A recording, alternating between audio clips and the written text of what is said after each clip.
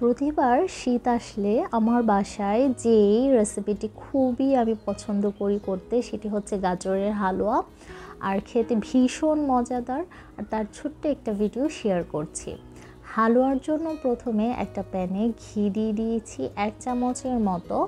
ঘিটা একটু নেড়ে চেড়ে ফ্রাই প্যানের সাথে মিশিয়ে দিচ্ছি। আর দিয়ে দিলাম আস্ত গরম মশলা, দারচিনি, এলাচ। আপনারা চাইলে এলাচ গুঁড়ো শেষে ব্যবহার করতে পারেন, কিন্তু আমি এখানে আস্ত গরম মশলা ব্যবহার করেছি, এতে সুন্দর একটা ফ্লেভার পাওয়া যাবে। আর গাজর গ্রেট করে নিয়েছি, এখানে 250 গ্রামের মতো গাজর রয়েছে।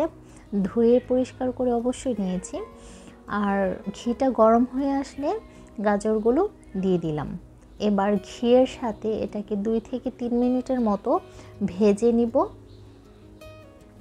তার মধ্যে যদি আর একটু ঘি লাগে আপনারা ব্যবহার করবেন। আমার এখানে আরও অল্প একটু ঘি দিয়েছি যেন আর একটু বেশি ফ্লেভার পাওয়া যায় তার জন্য। আর হালুয়ার মধ্যে যত বেশি দুধ ঘিয়ের পরিমাণ একটু বেশি বাড়িয়ে দেওয়া যাবে, হালুয়াটা খেতে কিন্তু ততটাই পারফেক্ট এবং ভীষণ স্বাদ হবে। চিনি দিয়ে দিচ্ছি পছন্দ মতো। এখানে মিষ্টির পরিমাণ যার যার পছন্দ মতো ব্যবহার করতে হবে। আর গাজরের হালুয়াতে একটু কম চিনি হলে ভালো হয়, যেহেতু গুঁড়ো দুধ, গাজরটাও একটু মিষ্টি প্রকৃতির হয় তার জন্য। একটা ঢাকনা দিয়ে ঢেকে দিব 2 মিনিটের মতো, এতে গাজরটা একটু সফট হয়ে আসবে। ঢাকনা উঠিয়ে 2 মিনিট পর আগে থেকে জাল করে রেখেছিলাম তরল দুধ, সেই দুধটা দিয়ে দিলাম। এখানে দুধ ব্যবহার করেছি 1 কাপের মতো। একটু নেড়ে চেড়ে মিশিয়ে একটা ঢাকনা দিয়ে ঢেকে 5 মিনিটের মতো রেখে দিব, এতে গাজরগুলো সেদ্ধ হয়ে যাবে।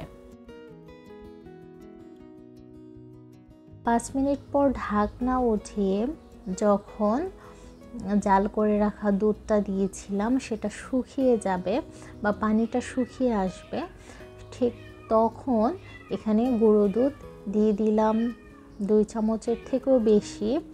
আর কিশমিশ দিয়ে দিলাম কিছু, এটা অপশনাল, আপনারা চাইলে এখানে বাদাম কুচিও ব্যবহার করতে পারেন, যে কোনো বাদাম। এবার নেড়ে চেড়ে আরও ভালো করে মিশিয়ে নিচ্ছি। একদম অপেক্ষা করতে হবে যেন একটুও পানি প্যানে না লেগে থাকে। আর যে আস্ত গরম মশলাগুলো দিয়েছি সেগুলো উঠিয়ে আমি ফেলে দিয়েছি, যেন খাবার সময় কোনো রকম মুখে না লাগে। আবারও একটু নেড়ে চেড়ে দিয়েছি। এই তো আমার বাসায় খুব সহজে তৈরি আর খুবই শীতের মজাদার গাজরের হালুয়া তৈরি হয়ে গিয়েছে। আমি এখন পরিবেশন করার জন্য একটা বাটিতে উঠিয়ে নিচ্ছি। আর গাজরের হালুয়ার এই সহজ রেসিপিটি অবশ্যই বাসায় একদিন ট্রাই করবেন। আজকের রেসিপি পর্যন্তই। সবাই ভালো থাকবেন, সুস্থ থাকবেন। আল্লাহ হাফেজ।